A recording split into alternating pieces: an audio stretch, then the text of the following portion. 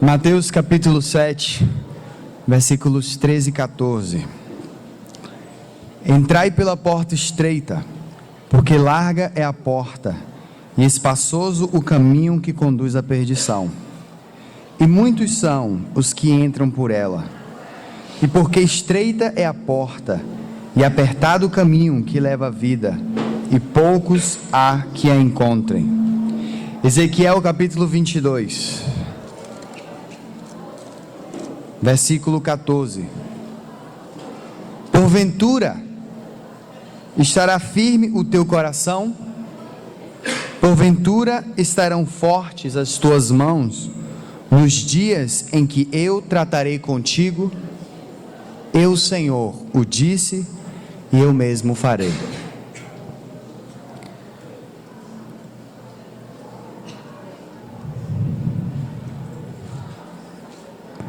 Amado Pai Celestial, te damos graças no precioso nome do Senhor Jesus Cristo, em quem temos a vitória. Obrigado porque todas as coisas estão debaixo do senhorio de Cristo, quer sejam principados, quer sejam potestades, quer sejam as coisas deste tempo, ou as coisas do porvir, tudo está debaixo dos teus pés, Senhor. A porta que o Senhor abre, nenhum homem pode fechar, e as portas que o Senhor fecha, nenhum homem pode abrir. Por isso, nessa manhã, queremos declarar que temos céus abertos em Cristo. Colocamos os nossos pés firmes no território, na esfera do Senhor, pedindo a Ti, Pai Santo, que o Senhor nos defenda nessa manhã. Defende-nos, Senhor. Levanta-te, dissipa os teus inimigos, que eles fujam de diante da tua presença, envergonhados, que os seus planos caiam sobre suas cabeças. Quanto a nós, oramos para que o teu Santo Espírito seja com aquele que fala, com aqueles que ouvem. Espírito Santo, tu és o tradutor de Deus ao nosso coração. Confiamos a tua palavra, confiamos nossas vidas, o que temos, o que somos no Senhor, para que o Senhor faça segundo a tua vontade.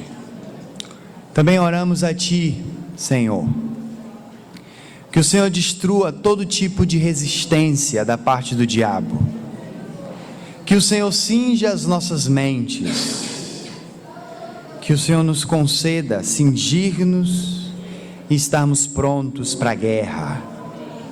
No meio da tua edificação, queremos edificar contigo, e no meio da guerra, guerrear a guerra que o Senhor está guerreando, no nome do Senhor Jesus Cristo.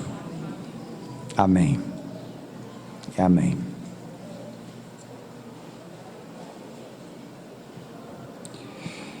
Bom, irmãos, bom dia, paz do Senhor Jesus. O encargo dessa manhã, com a ajuda do Senhor, é continuarmos o assunto que vimos no domingo passado.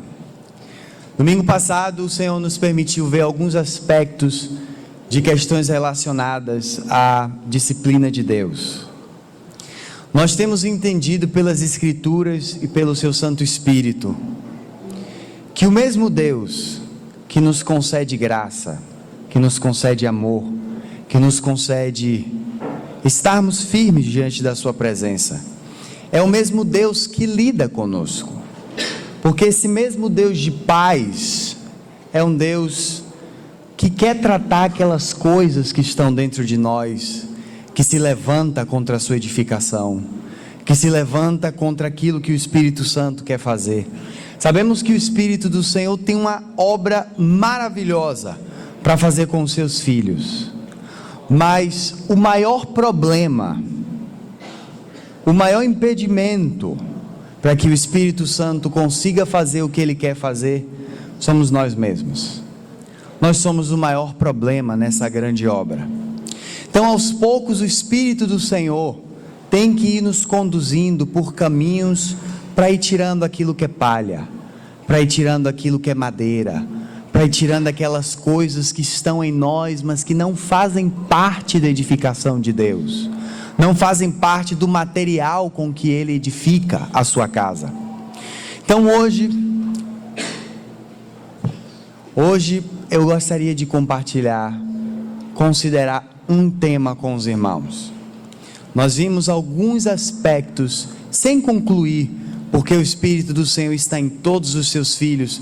Todos os filhos de Deus têm o Espírito do Senhor, podem complementar o assunto. Nós não fechamos o assunto para nós, nem queremos reter a palavra como se tivéssemos algum tipo de permissão da parte de Deus para botar o ponto ou para botar vírgula. Só o Espírito Santo pode fazer isso. Só o Espírito pode pôr o ponto onde tem que ser posto. Só o Espírito Santo pode tirar o ponto, colocar as vírgulas, adicionar e retirar. Nós queremos confiar no Senhor. Porém, existe um tema que começou a subir no meu espírito. Eu estava palpando essa semana, pedindo ao Senhor luz, pedindo ao Senhor graça, para que não fosse algo meramente humano, mas que fosse algo que surgisse da parte dEle, para confiarmos nele, para pormos os olhos nele e recebermos dEle. Então hoje eu gostaria de compartilhar com os irmãos sobre um assunto que se chama o segundo estágio da geena de fogo. Na semana passada, como falamos de disciplina, nós temos que aos poucos, com a ajuda do Senhor, entender que esse mesmo Deus, que é um Deus de graça, é um Deus que, porque nos ama, nos disciplina. E como vimos, nenhum de nós vai entrar no reino ou vai estar diante da presença do Senhor sem santidade. Sem santidade é impossível ver a Deus. Então Deus tem que fazer uma grande obra em nós. Deus tem que desfazer as coisas que estão em nós. Mas enquanto estamos neste período aqui na terra, o Senhor também quer que nós saibamos ou entendamos a maneira como Deus quer que nós nos portemos e caminhemos neste tempo. O Senhor tem um caminho para nós. O Senhor tem algo preparado para cada um dos seus filhos. Mas a partir do momento que nós resistimos à obra do Espírito Santo, nesse tempo, na era da igreja, que nós resistimos àquilo que Deus quer fazer, então o Senhor vai precisar fazer coisas no tempo posterior. Vai precisar concluir aquilo que Ele iniciou nesse tempo, no outro tempo. Se o Senhor não terminar o que Ele está fazendo aqui, neste tempo, não porque Ele não quer, mas porque nós temos resistido àquilo que Ele está fazendo, o Senhor vai ter que continuar no pós.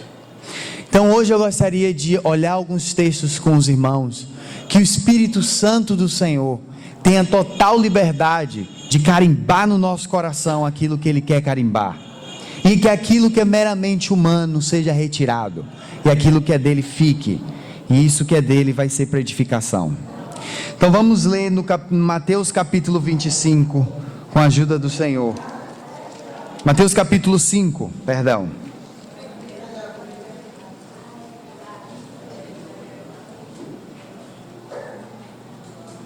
A partir do versículo 22. O capítulo 5 de Mateus fala sobre a constituição do reino. Nós sabemos que a nossa salvação não tem a ver com as nossas obras.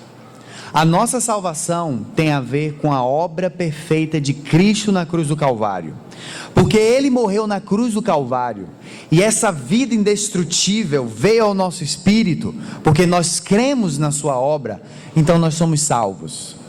Porque a nossa salvação não é por causa das nossas obras de justiça, mas é dom de Deus. O reino, entretanto, vai um pouco mais além. O reino está relacionado à nossa salvação. Primeiro, só os que irão entrar no reino são aqueles que foram salvos, que confiaram na obra perfeita do Cordeiro na cruz do Calvário. Porém, o reino tem a ver com caráter e também tem a ver com obras de justiça, mas mais caráter. Aquilo que nós somos, como o irmão do passado disse, Deus não está muito interessado nas nossas obras. Deus está interessado em quem nós somos. Deus está mais interessado naquilo que precisa em nós ser transformado.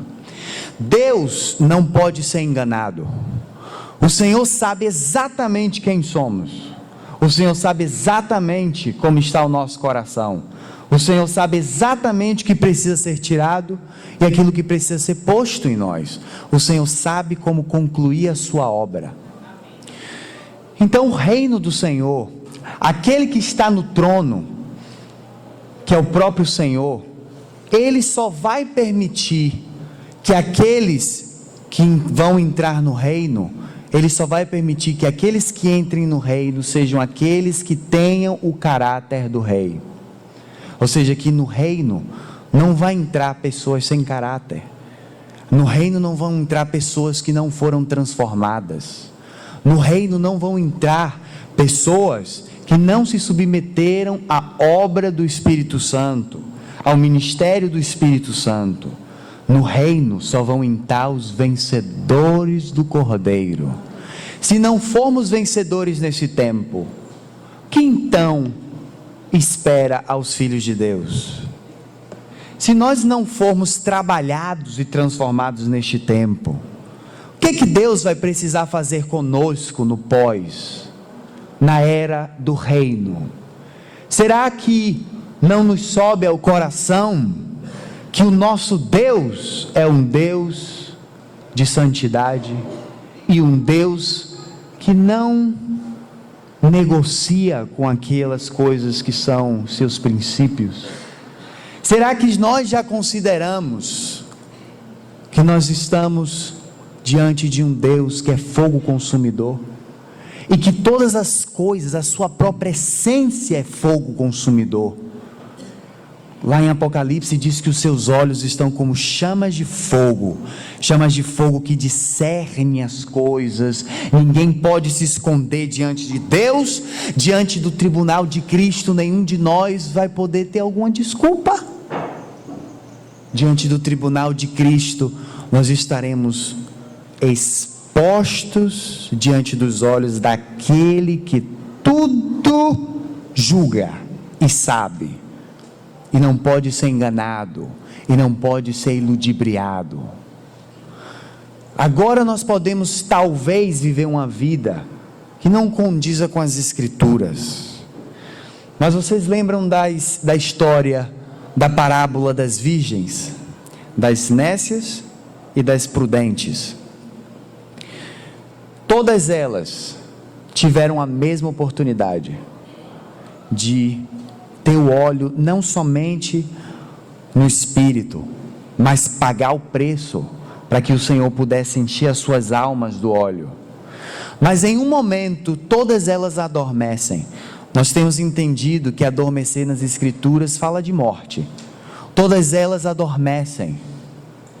E quando elas ressuscitam e elas vão ter encontro com o Senhor, algo acontece.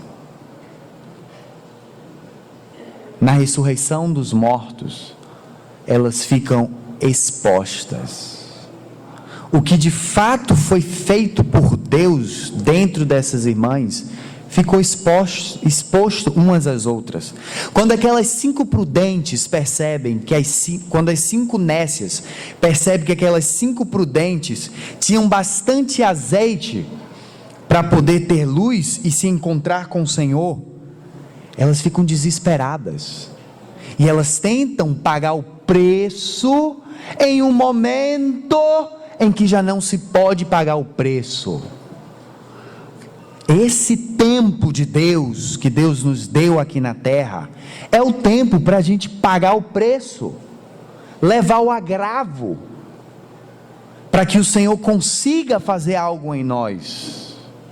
A era da igreja, nós não estamos aqui, como nossos irmãos falaram, não estamos aqui em um piquenique.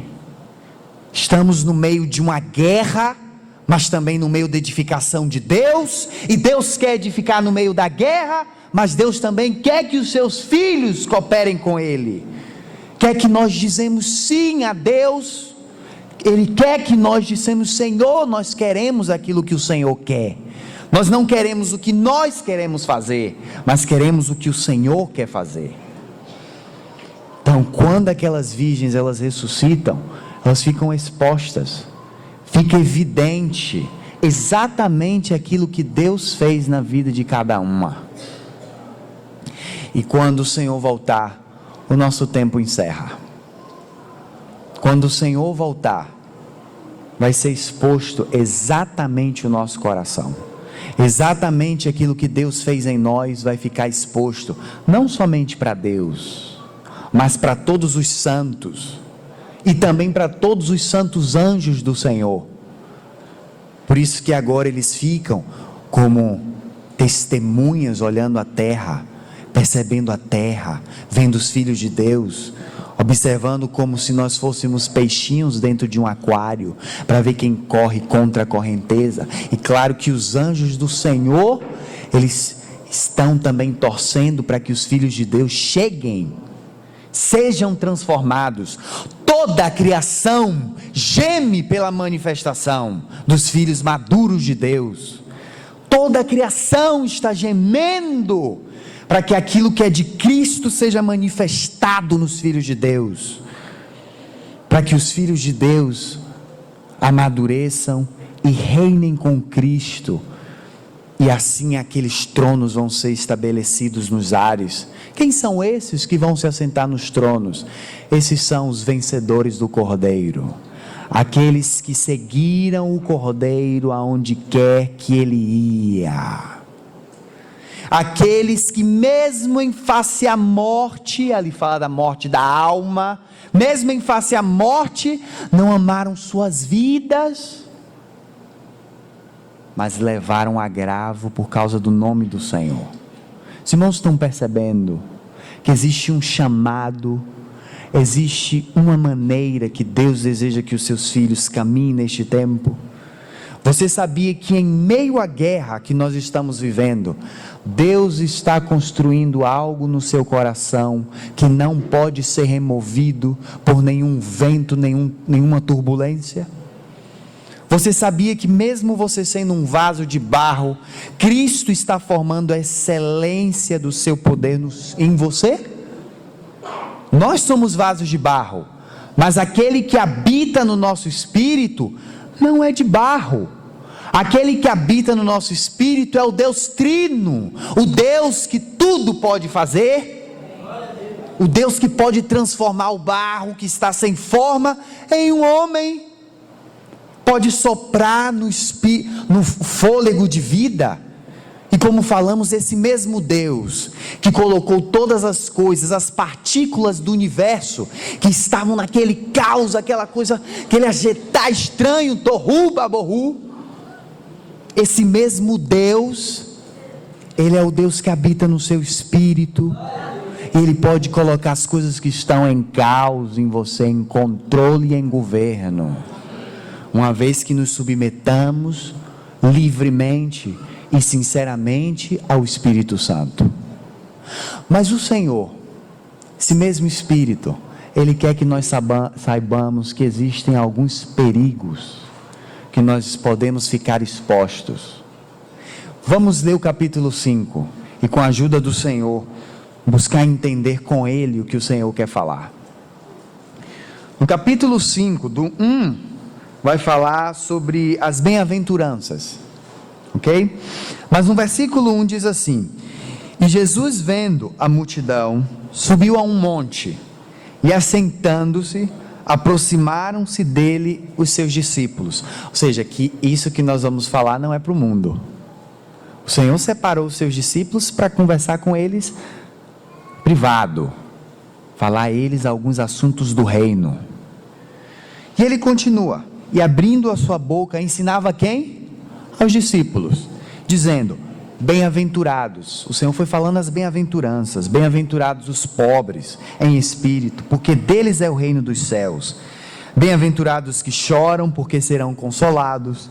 Bem-aventurados os mansos, porque eles vão herdar a terra. Bem-aventurados os que têm fome e sede de justiça, porque eles serão fartos. Bem-aventurados misericordiosos, porque eles alcançarão misericórdia. Bem-aventurados os limpos de coração, porque verão a Deus. Bem-aventurados os pacificadores, porque eles serão chamados filhos de Deus. Bem-aventurados os que sofrem perseguição por causa da justiça, porque deles é o reino dos céus. Bem-aventurados vocês são, quando vos injuriarem e perseguirem, e mentindo, disserem todo mal contra vós, por minha causa. Capítulo 22, verso 22, perdão. Depois que o Senhor fala e vai conversando com os discípulos, mostrando a constituição do reino, o Senhor agora vai começar a dar algumas advertências. Na palavra, algumas vezes os tradutores, eles colocam algumas palavras. Exemplo, você vai ter a mesma palavra com diferentes traduções em alguns lugares. Então a Bíblia fala sobre inferno. Porém, a Bíblia não fala somente de inferno no singular. A Bíblia fala de infernos. A Bíblia fala de infernos no plural, ou seja, que existe uma diversidade. Então, nesse texto específico, a palavra que está aí na sua Bíblia, que é inferno, você pode ver no original, a palavra aí é Geena. Não é inferno, é Geena. E Geena está relacionado à disciplina durante o reino milenar. Nós temos 3 estágios da Geena explícitos nas Escrituras. O primeiro estágio é o estágio que está lá em Tiago, que fala sobre a língua. Que a língua é um fogo, mas a própria língua ela é inflamada pela Geena. É a palavra que está lá. Primeiro estágio. Como que a gente sabe que esse é o primeiro estágio? Porque diz lá que ela se orgulha, e a palavra orgulho está no presente.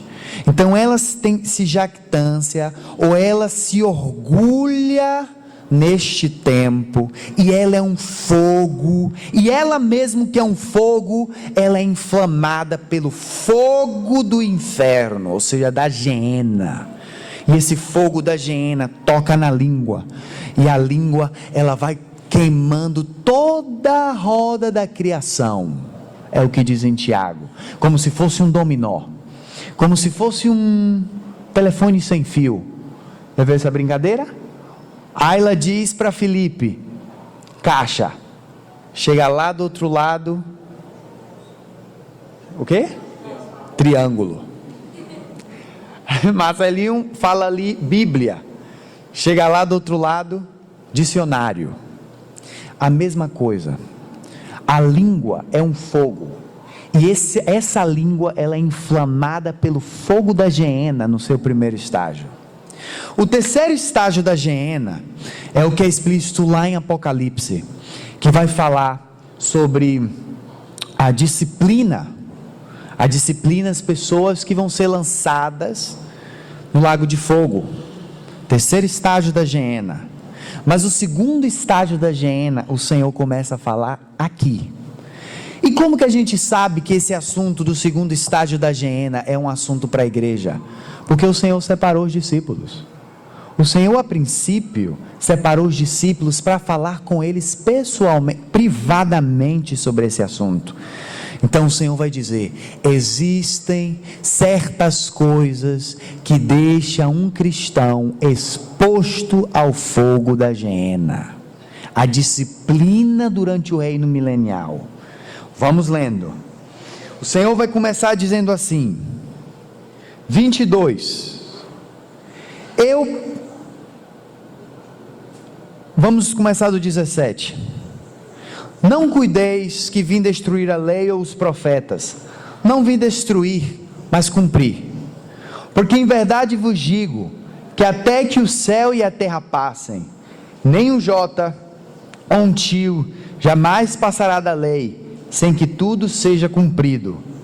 Qualquer, pois, que violar um desses mandamentos, por menor que seja, e assim ensinar aos homens, será chamado menor no reino dos céus. Aquele, porém, que os cumprir e ensinar, será chamado grande no reino dos céus. Porém vos digo, que se a vossa justiça não exceder a dos escribas e fariseus, de modo nenhum entrareis no reino dos céus.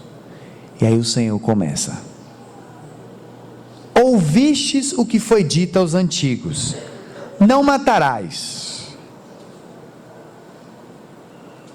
Mas qualquer que matar será réu de juízo. 22. Eu, porém, vos digo a quem? Aos discípulos, à igreja. Eu, porém, vos digo. Quem diz? O Senhor. Não é homem algum, é o próprio Senhor, que é homem. Mas os irmãos me entendem, nós temos a mente de Cristo. Não é um homem qualquer que está ensinando aos discípulos. Põe atenção, é o Senhor ensinando a sua igreja, e vai dizer: eu, porém, vos digo, que qualquer que sem motivo se encolerizar contra o seu irmão, será culpado de juízo. E qualquer que disser ao seu irmão, raca, você sabe o que significa raca? Insignificante, cabeça de vento, idiota, sem valor, será culpado do sinédrio. E qualquer que disser ao seu irmão, louco, será culpado do fogo da geena.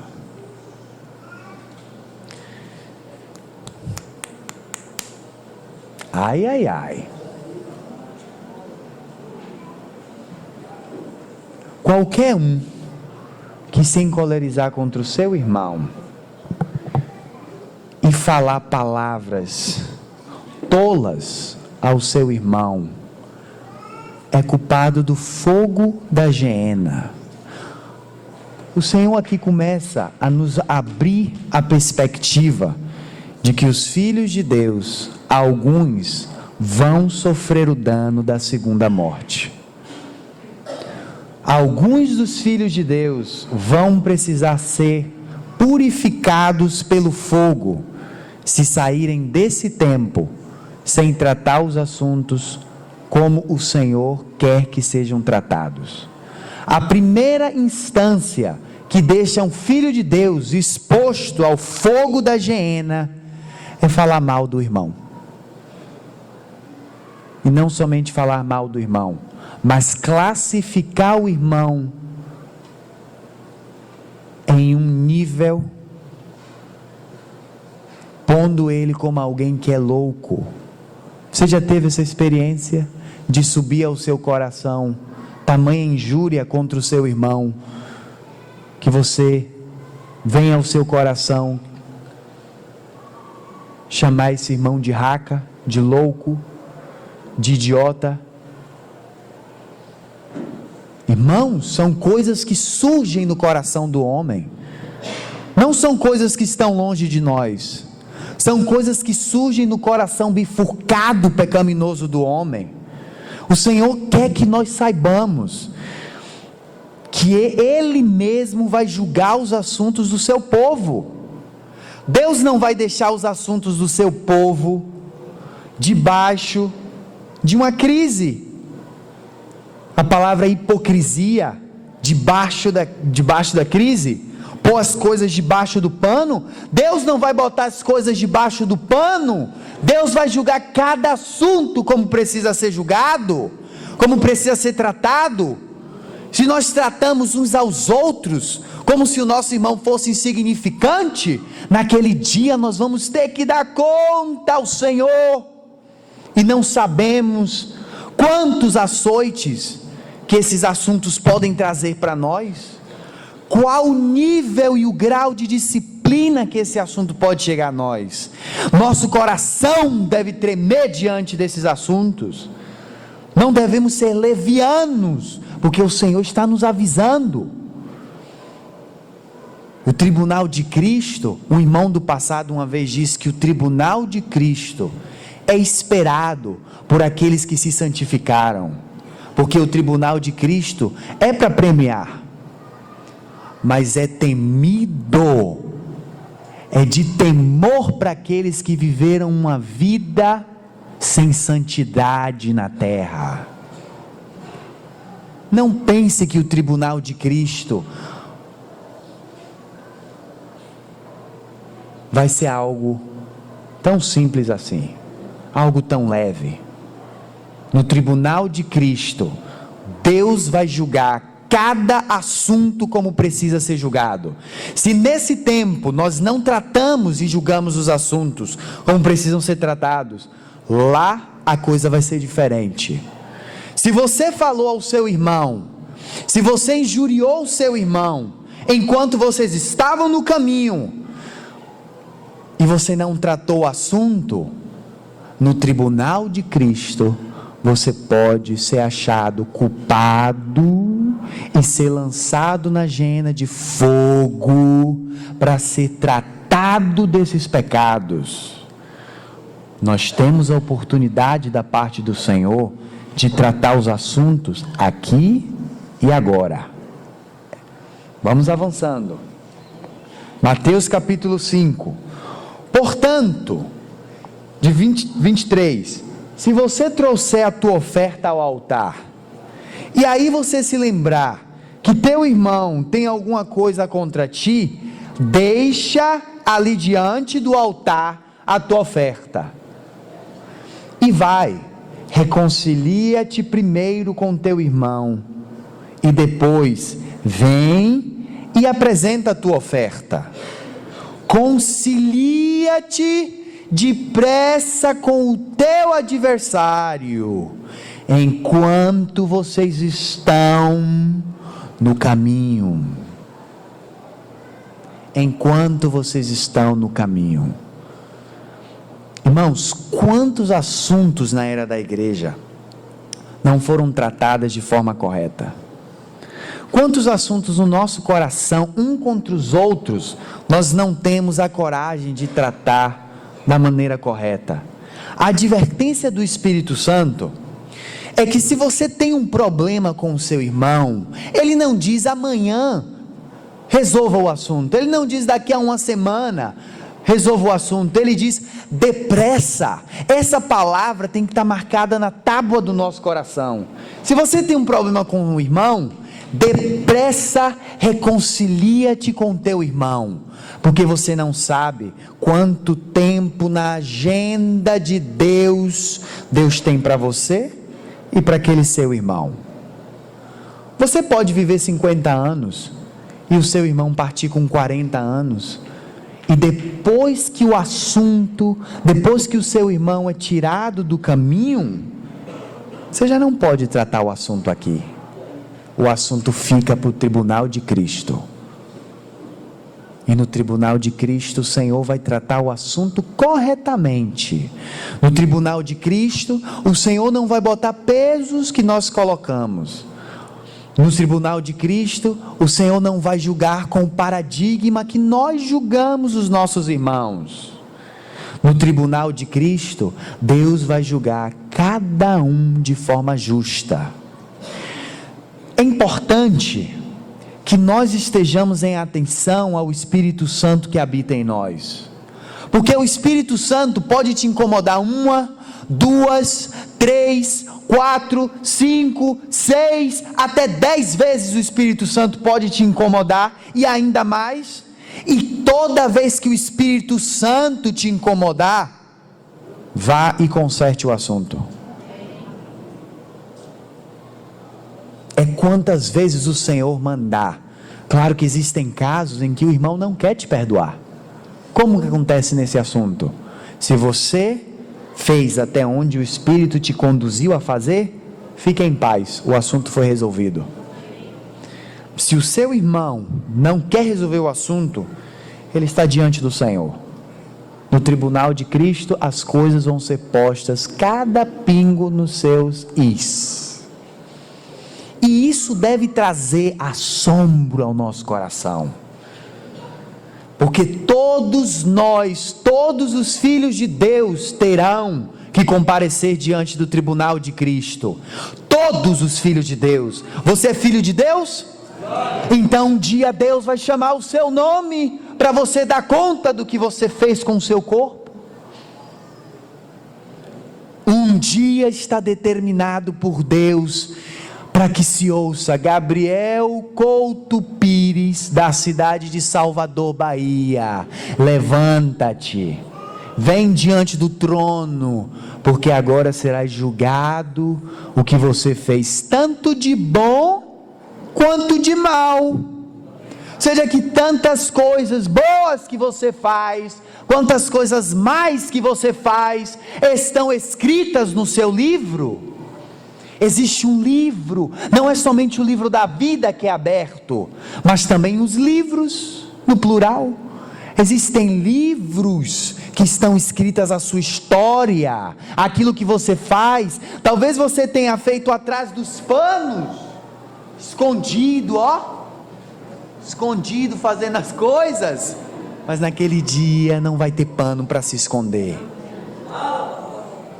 Naquele dia, quando for aberto o livro, uma vez Lutero teve uma experiência com Deus, que o inimigo aparecia e mostrava uma lista de pecados. Então Lutero, o inimigo foi jogando na cara de Lutero: olha os teus pecados aqui.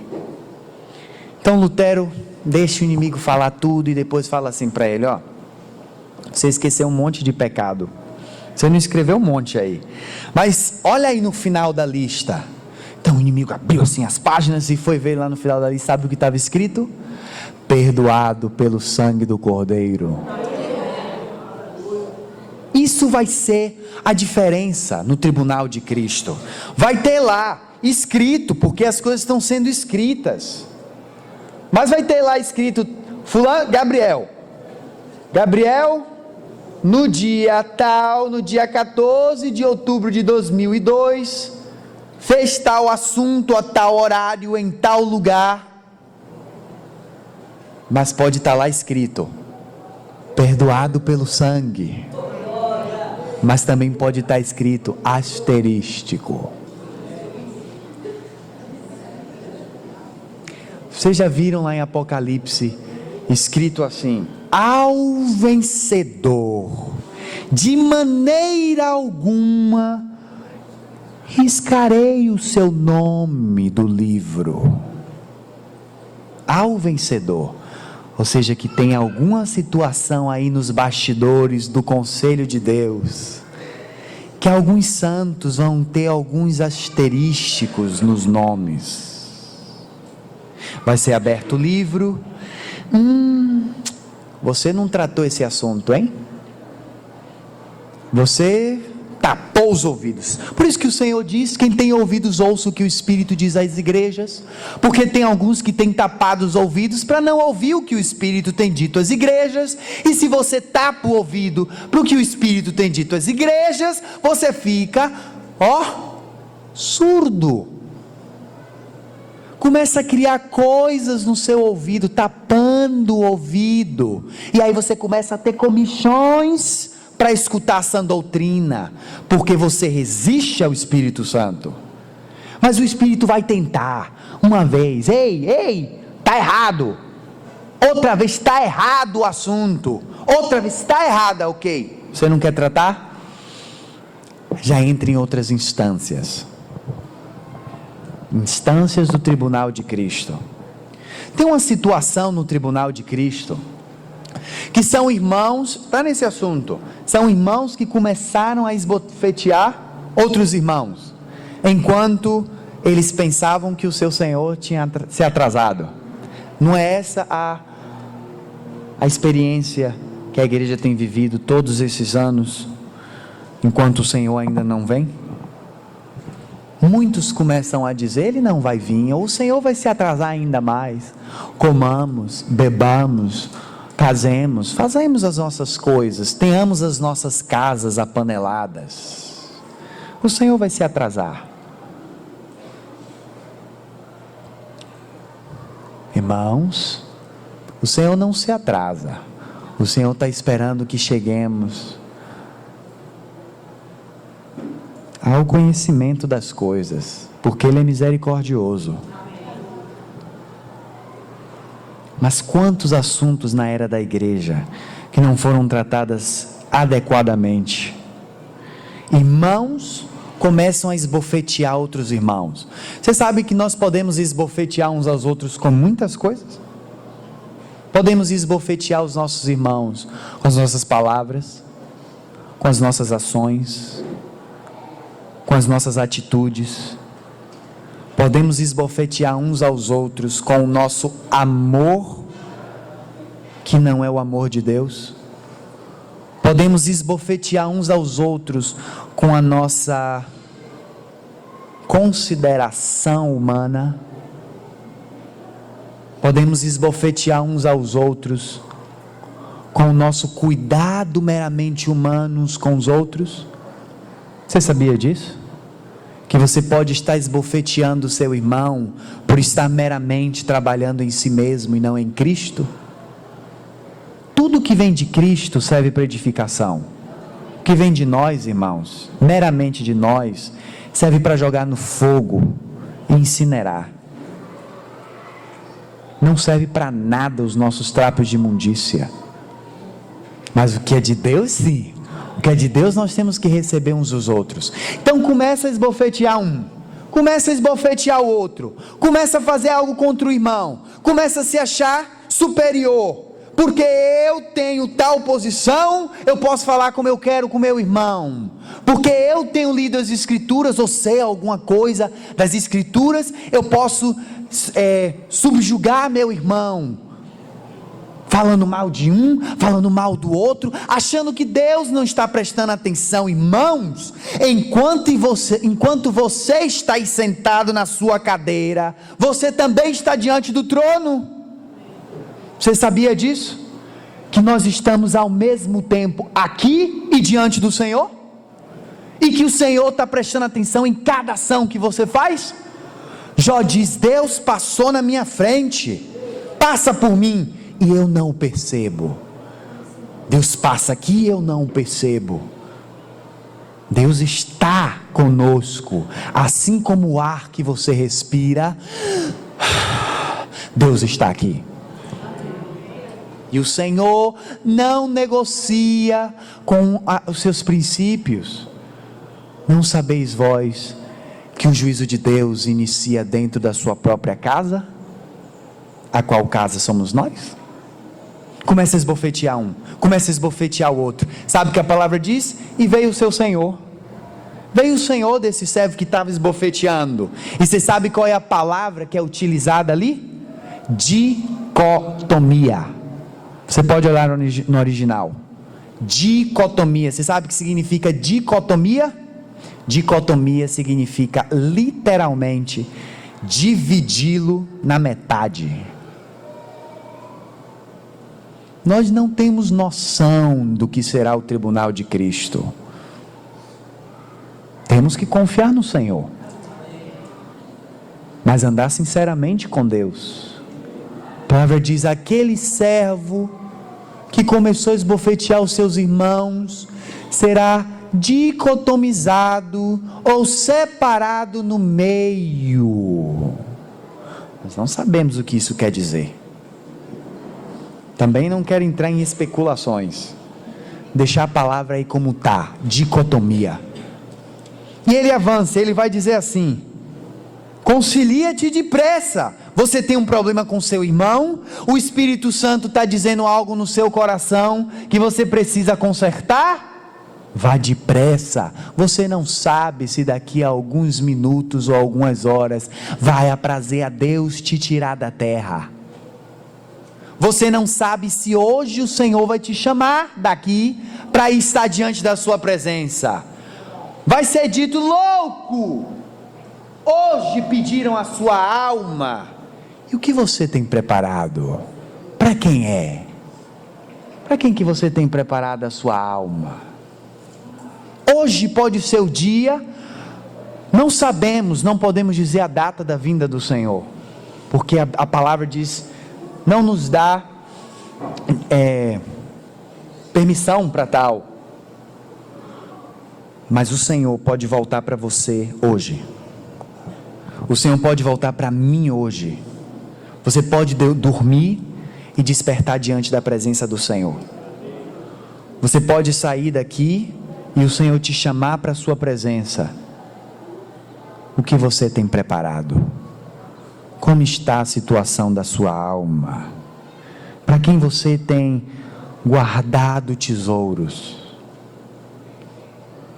Irmão, se o Senhor te chamar agora e você tiver um problema com o irmão, esse assunto vai ficar pendente para o tribunal de Cristo.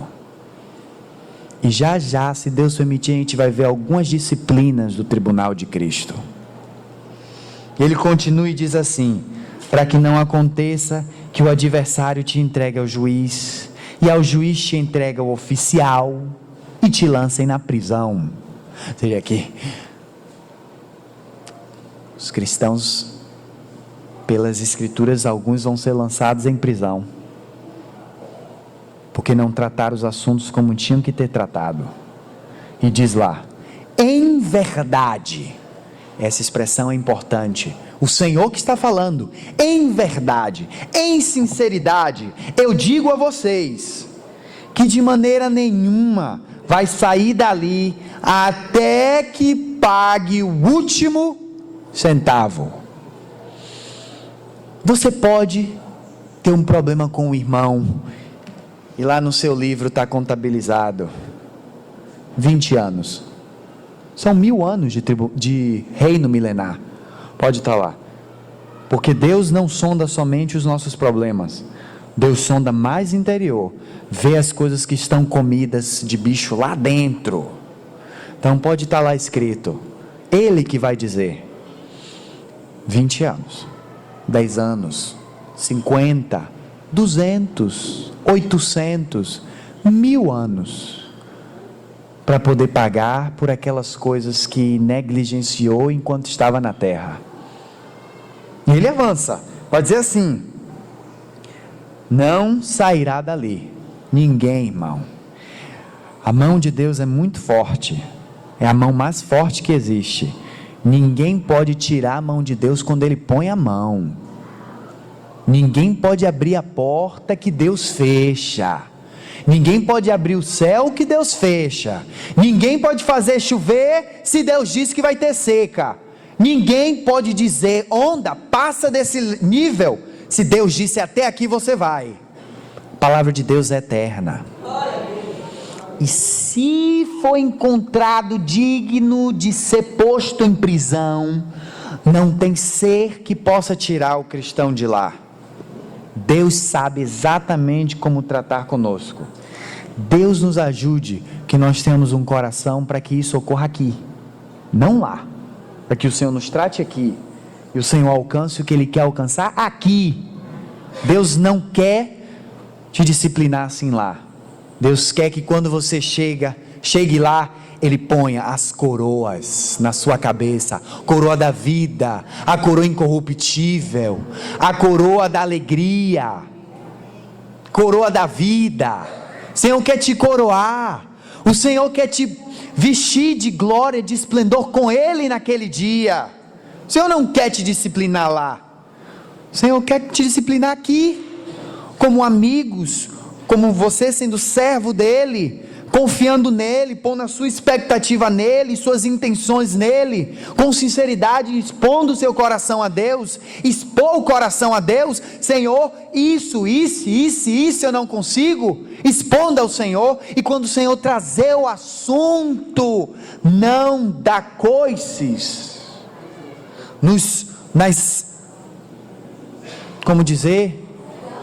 nas circunstâncias, nos aguilhões. O Senhor algumas vezes põe um espinho no lugar correto, porque você está como um baiacu.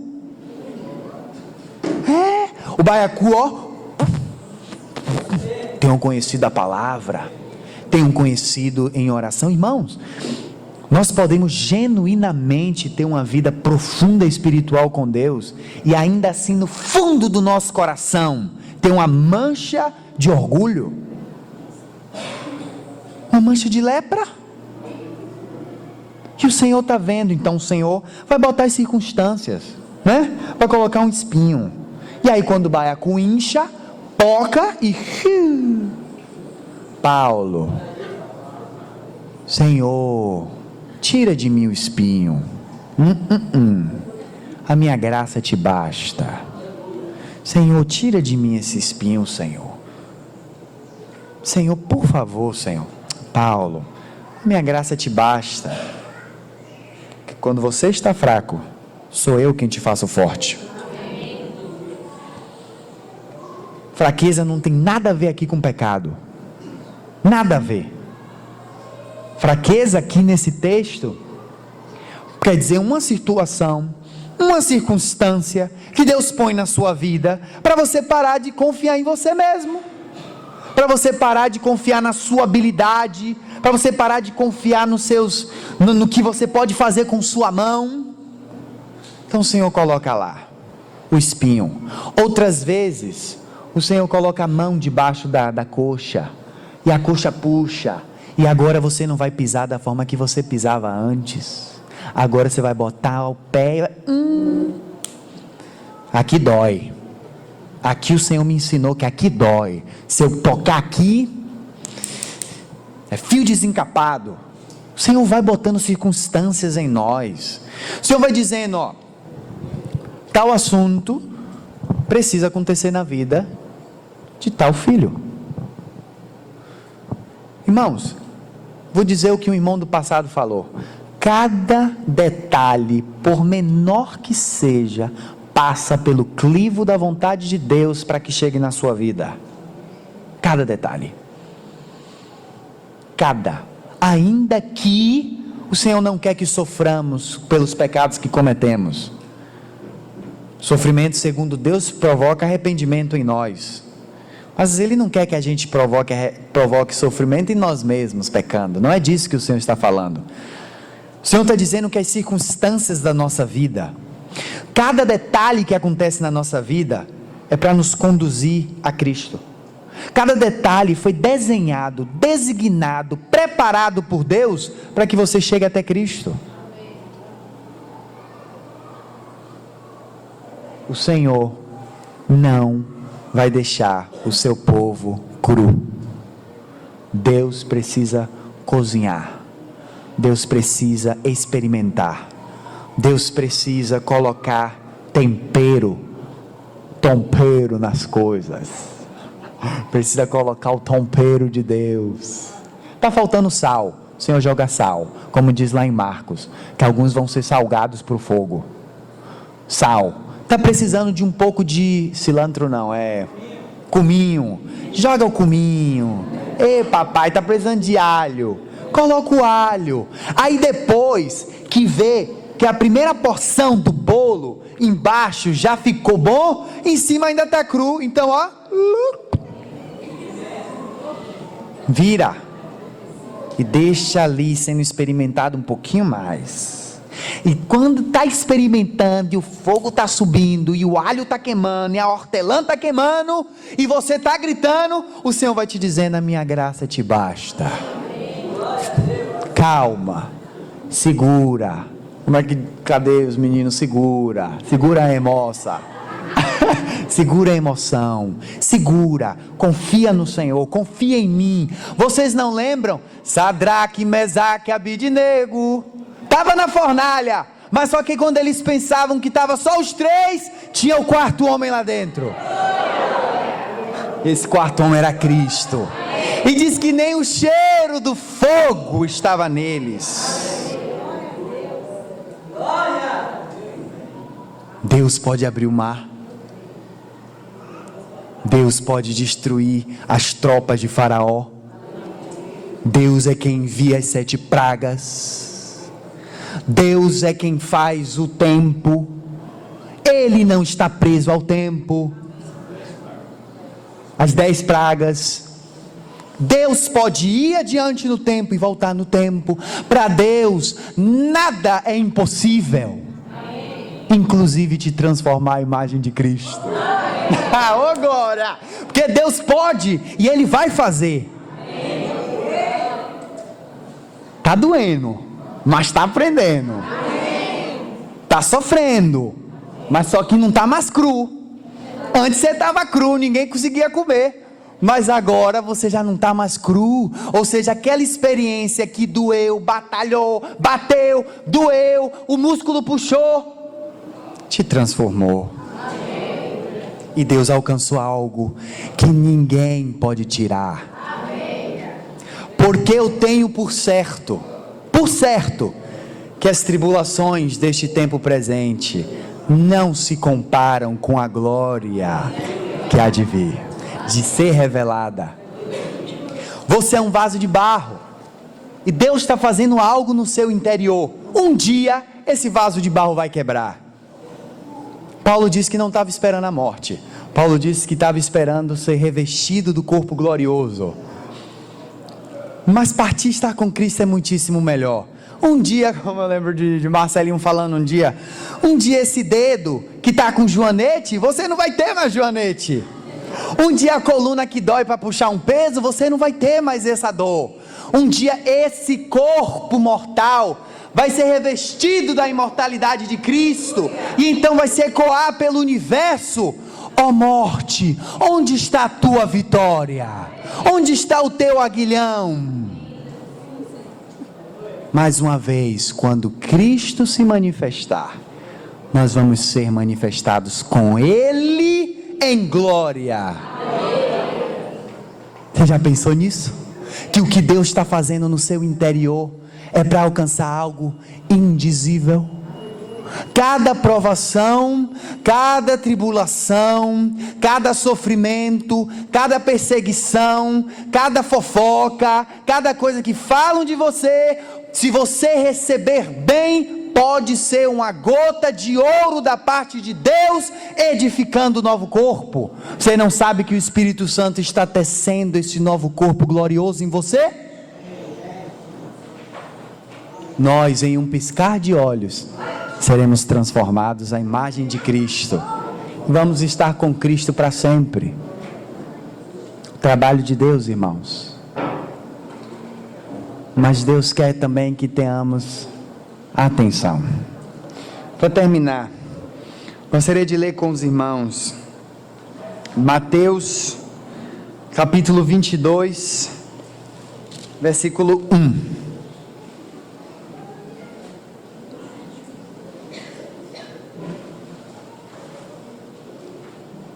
Tem uma canção que diz assim, que ele abre o mar vermelho. Vou lembrar. É uma que diz assim, para nós que achamos que as coisas são impossíveis, Deus vai falar para nós assim: o meu Deus é o Deus do impossível. Pode cantar? Jeová Jireh, o grande El Shaddai, que abriu o mar vermelho, é o seu povo fez passar, que da rocha água limpa fez brotar.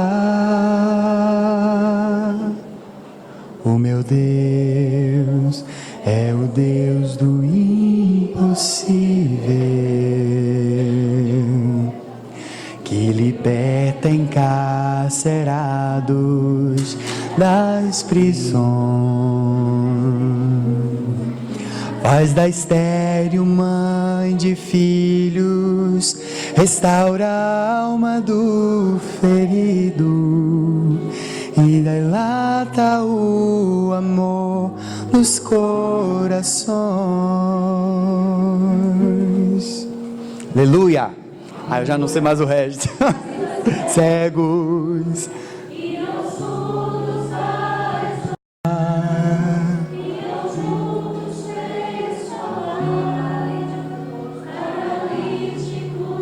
cegos e coxos fez andar. Fica com essa frase.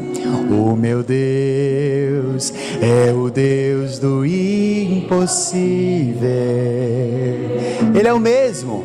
Ele é o mesmo hoje e sempre há de ser.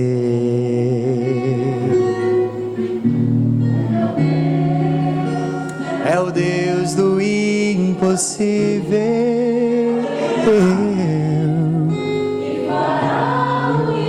Possível pra você e fará o impossível pra você. Ah, Ele é o Deus do impossível. Aleluia! Aleluia! Eu vou terminar.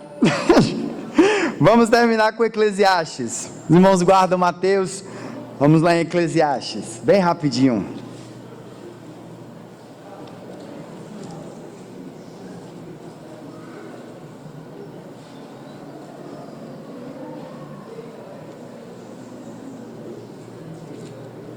Eclesiastes, capítulo 9, verso 8.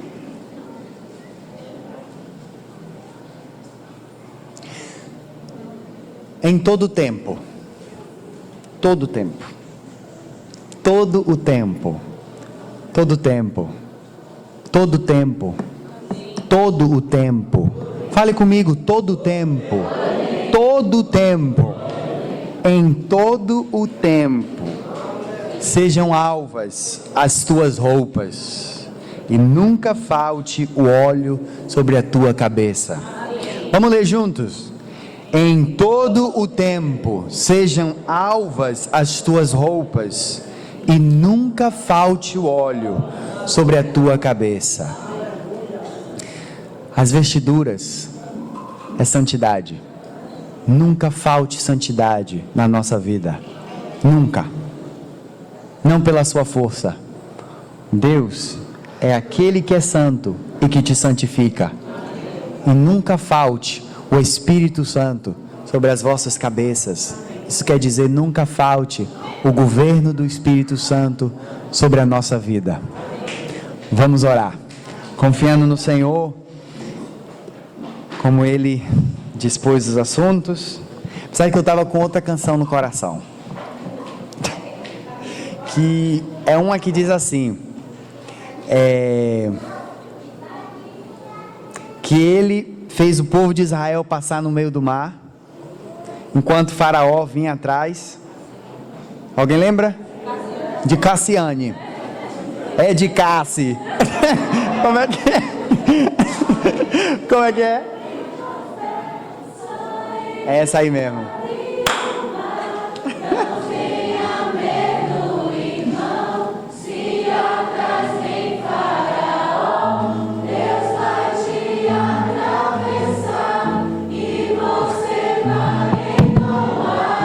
O hino da vitória, toda vez que o mar vermelho tiver que passar, chame logo esse homem, chama Jesus. Pode chamar esse homem que ele tem poder. Não, faça como Israel que o mar atravessou.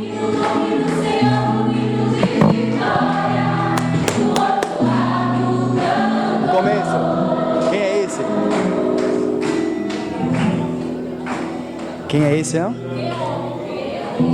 Que tem o poder de fazer sobre o mar.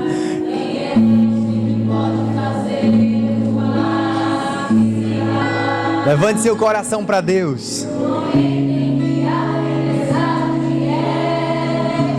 No momento que a tempestade quiser te afogar, a autoridade, sossegai. Quem é esse que tem o poder? Israel, caminhar, mar vermelho.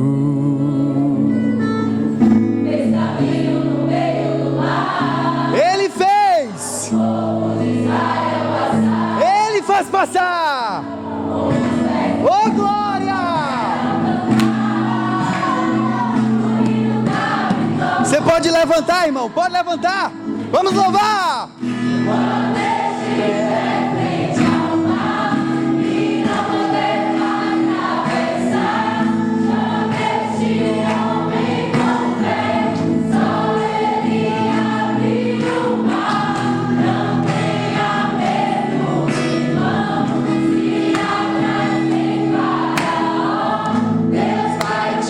Atravessar e você vai entoar o hino da vitória. Vamos!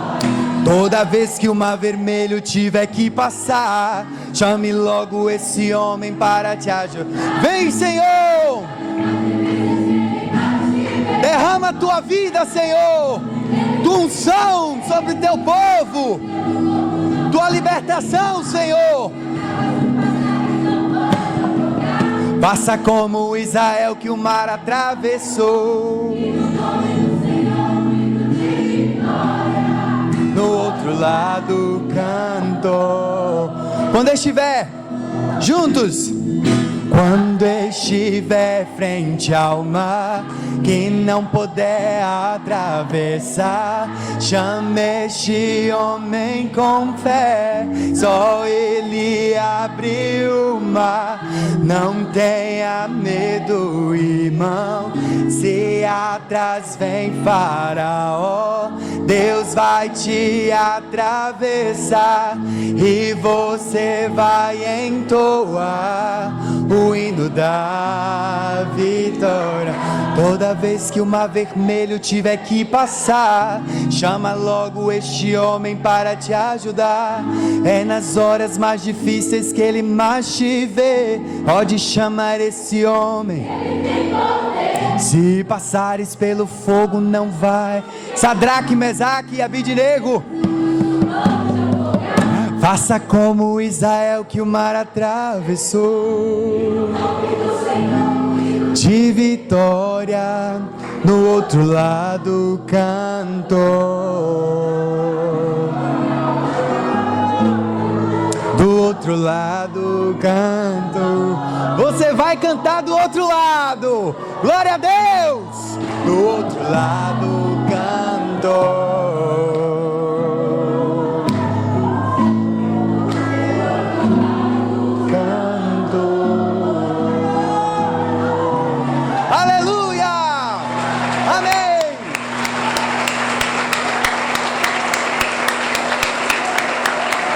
Vinícius, mantos e palmas, pode pôr.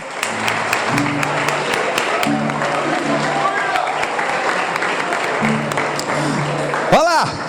Mantos e palmas espalhando vai o povo alegre de Jerusalém. Lá vem o monte se começa a ver. Enquanto mil vozes ressoam por aí, hosana o que vem em nome do Senhor. Como alento de grande exclamação, prorrompem em voz triunfal.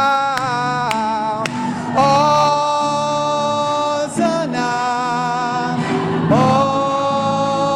hosana ao Rei.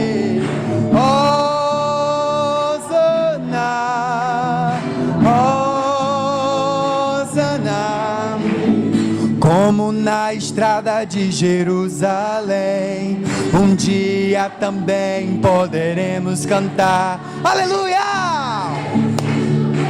Jesus está chegando! Aleluia!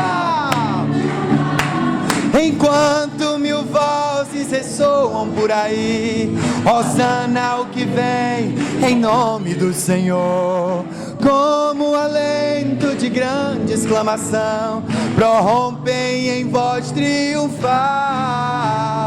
Hosana, hosana ao Rei. Hosana,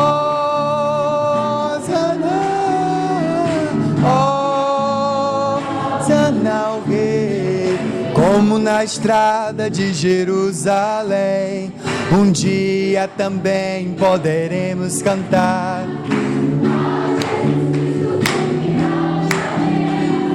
Para levar-nos ao eterno lar. Enquanto mil vozes ressoam por aí, hosana ao que vem, em nome do Senhor. Como alento de grande exclamação, prorrompem em voz triunfal. Oh,